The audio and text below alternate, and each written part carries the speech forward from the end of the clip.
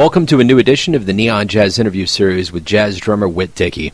We talked to him on May 8, 2020 about his latest 2020 CD, Expanding Light. Born in New York City, he has spent his career as a free jazz drummer and recorded albums as a band leader with the likes of David S Ware, Matthew Shipp, and many others. He's got a great story. Enjoy. So, Whit, how are you? I'm doing okay. I'm hanging in there. This is a rough time, but I'm doing okay. I'm still creating and not playing very much with people at all. Just practicing and trying to adapt to this new situation that we live in. I think probably now is a good time to talk about the music. And you have a new album, Expanding Light, out, and that has to be bittersweet to, you got an album out during a time where probably people can listen to music a little bit more, but you can't do anything live to back it up.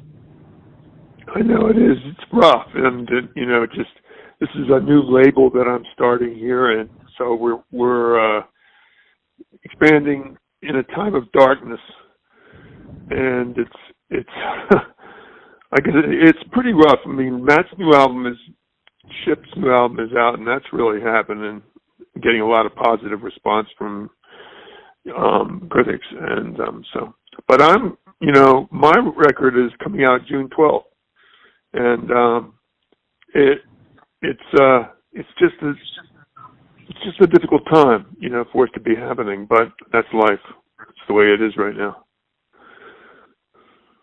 Well, yeah, and I guess that's the thing, at this point right now, we just have to weather it, and I think the thing for me that I think about is the ambiguity that goes into this. I guess one part of it is all of the social customs that we've been told are positive have been revoked.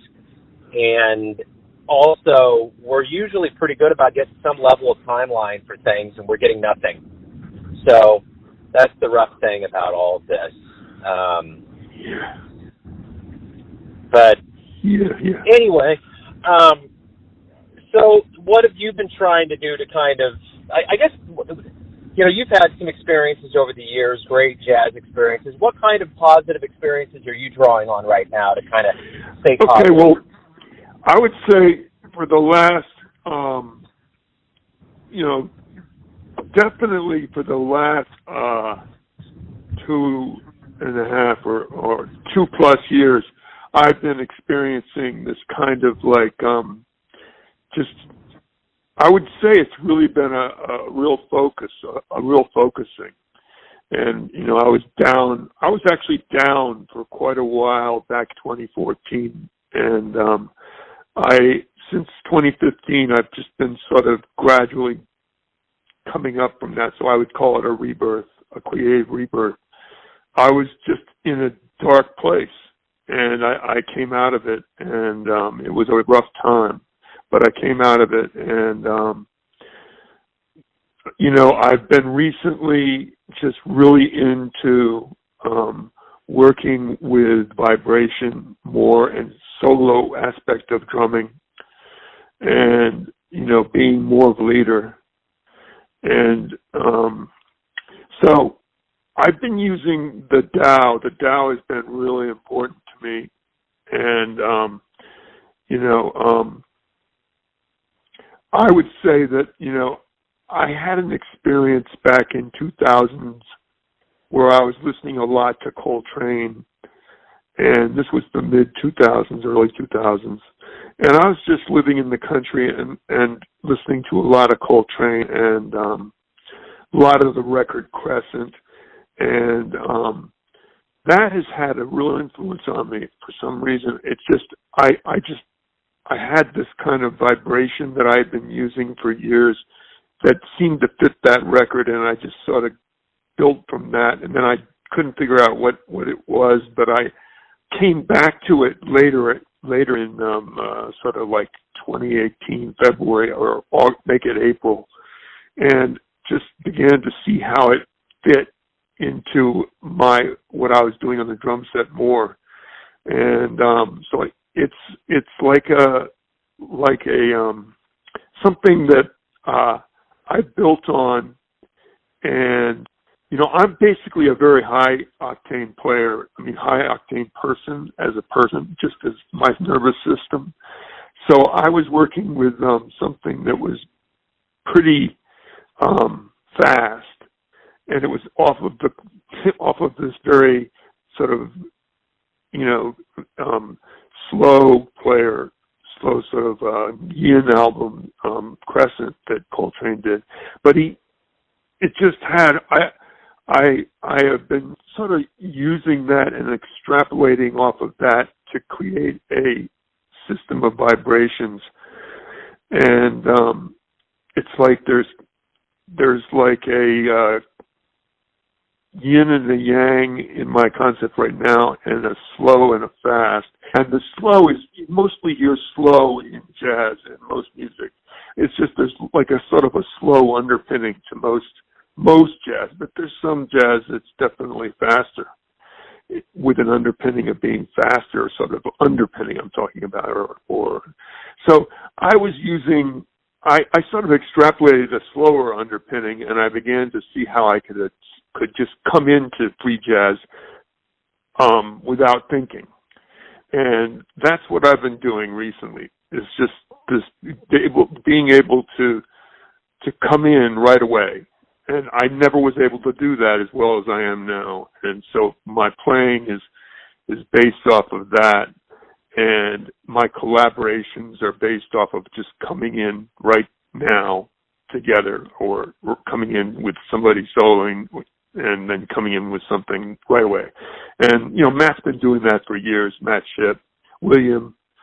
And so I'm really hooking up with that whole thing, and it's really helping me a lot. And so I would say right now I'm really into just sort of refining this kind of yin and yang approach to vibration, and where the Tao symbol yang is darkness, nothing, black holes, big bang, visceral, instinctual, yin being more identifiable, something light. This is where I'm at personally. It's kind of intuitive math, physics, and so expanding light really is just based off of the players that I was playing with, and that would be Brandon Lopez, and so I basically am coming in now with that album with a very much of a Brandon being a yang player and an amazing player, young player, and just working with that and working with how I'm sort of instinctually a yin person, but I'm able to bring in that yang into my playing. And I guess I've been doing that for quite a while, bringing yang into my playing. And that's why I was really interested in Brandon, because he's really an interesting player. I mean, young player. I saw him about 4 years ago playing, in a gig. It was really cool to bring him in, and then to have Rob, come in and create this record, together, using a lot of yang properties of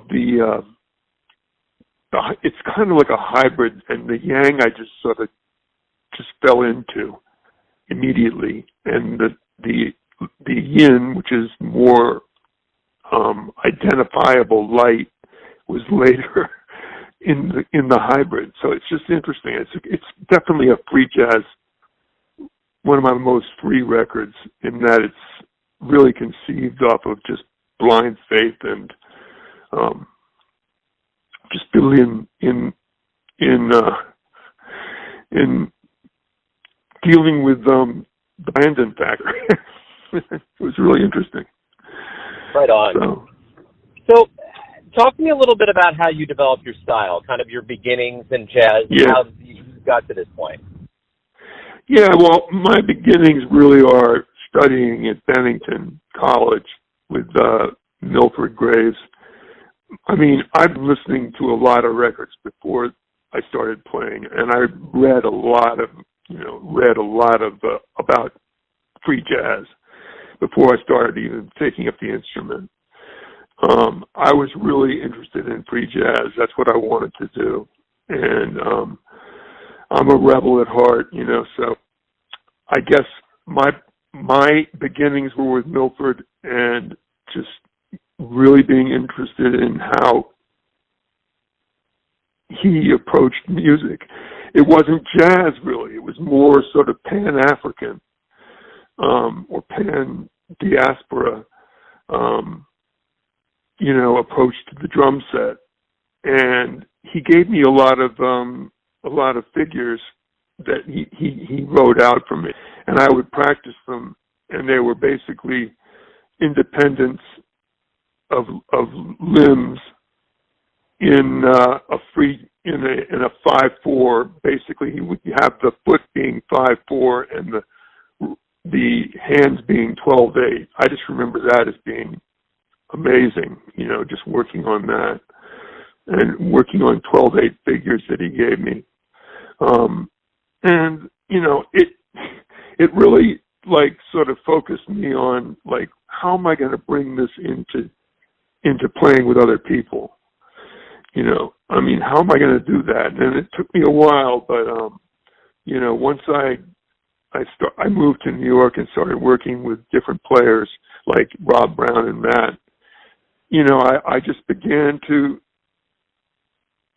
grow into jazz, more of a jazz player, a free jazz player. And so that's how I began, really. And, working with William, Rob, and Matthew, and definitely David S Ware, and, just trying to negotiate with what I had. And, it was definitely very instinctual. And, doing my best to, I remember Steve McCall would call it dead reckoning, kind of just going for whatever is there. I don't know how best to describe it, but David always wanted me to play more on his melodies, and I would try, but I would not be as good at that as I wanted to be, and so I worked on that for a long time after 4 years of working with David. And I eventually began to develop a style that would, work with David much better. But I think I worked with David okay. I think those records are pretty amazing, And, but I would just say that it took me a while to be able to really understand how to play jazz, and how to play free jazz. What do you like best about being a performer? Well, right now, what I really like the best is being able to express myself completely without thinking, and just know that how I prepared for what I'm doing, is gonna just put me in a vibration of being like if you watch Rafael Nadal play tennis, he gets ready for every point. And then once he's in the point, it's like he's in another zone. And that's kind of like where I'm at. It's like I get ready, I'm ready for the thing, and then I come in with my zone, and I'm there, and I'm right there playing, and it's like I'm playing with other people. I'm not imposing on other people. I'm just playing, how my thing fits in melodically with what they're doing. So I'm a melodic player. So I definitely play off the melody. And that's what David taught me, is that the melody is there and you adapt to the melody. And that's what I'm doing when I'm playing my best, is I'm working off of melody. I'm not thinking about playing any kind of drum, thing. I'm working I'm working, when I practice, I've worked off melodies. I practice off melodies and expanding my solo thing off of melody. And so the rhythms come out of the melody. And that's kind of like what David taught me. And I think that's kind of like, what William does. And, so I just really like playing with those players. I just did a record recently with that it's coming out much later, but it was probably my best effort, and it was with William and Matt, and it was like old times, but it was new times. It was amazing, and it was just a lot of fun, and that's what I'm working toward right now, and I think that this record, Expanding Light, is really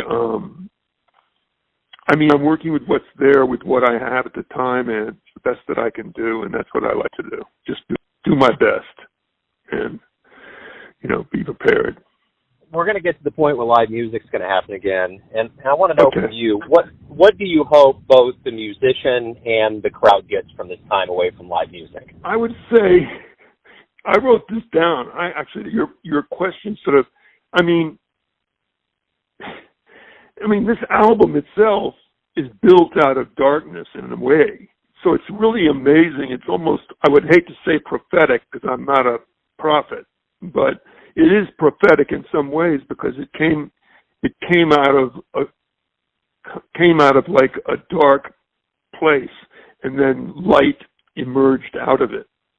And so, in a way, it's light that we need in order to build from darkness. You could look at it that way. You could look at the album as being somewhat prophetic, and I would also say that there is always light in darkness, and the Tao and this album is all about that. I really feel Rob's playing on the record is very light blue. When I look at things in terms of color. And to me, Rob has always been a light blue player, a light player, a yin player. And Brandon is more kind of darker.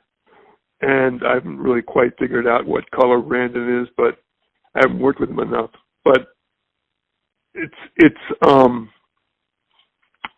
I'm looking right now, at a balance, so that I come out of this with a balance of yin and yang in my whole being, and my playing, my head, and really just meditating on that balance of yin and yang. It's become less of a hybrid thing and more of a unified thing. And so that's what I want to see.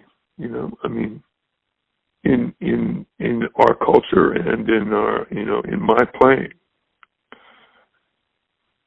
I have one more question, and it's this. Everyone has a perception of you, your family, your friends, your fan base, but you're the one living your life. Who do you think you are? Well, I think I'm basically someone that didn't come out of a musical family at all. But I'm a rebel because I rebelled away from what my dad wanted me to be, which was a banker. And I could never be that, because of my being who I was as a very young child with a little bit of Asperger's. And I think nobody knew that, but I grew out of that. And I grew into wanting to do something that I always loved, which was music, and that's what buoyed me as a child. Was listening to the radio, and I did it constantly, and I bought 45s constantly, and I bought new albums constantly. So I'm basically like a player that has built his own thing, and I didn't have a lot of influences other than Milford and David, because David taught me some things. But I think I'm basically self-taught, and you know. So I think I'm really kind of unique in that way. And I think my style sort of comes out of a grunge sensibility, but also a sensitivity to what others are doing, very much so. I mean, I'm a big fan of Nirvana. I love that group so much when they came out. And, I'm not going to say that they're a huge influence on my playing, but recently I've begun to see, that there's pain in my playing.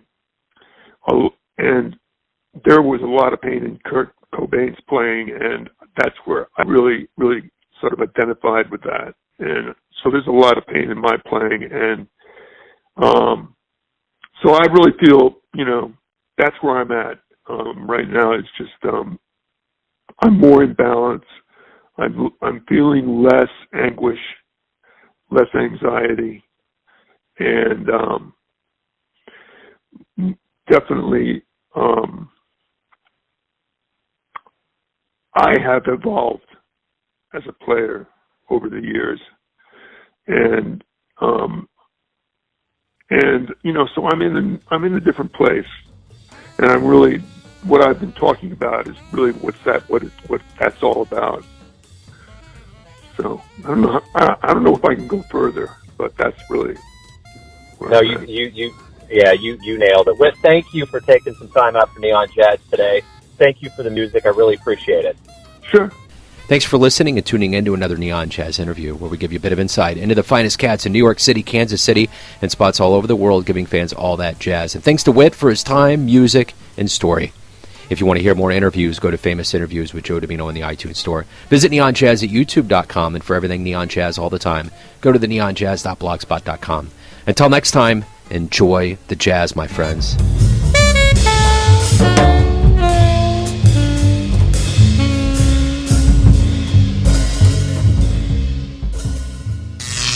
Neon Jazz.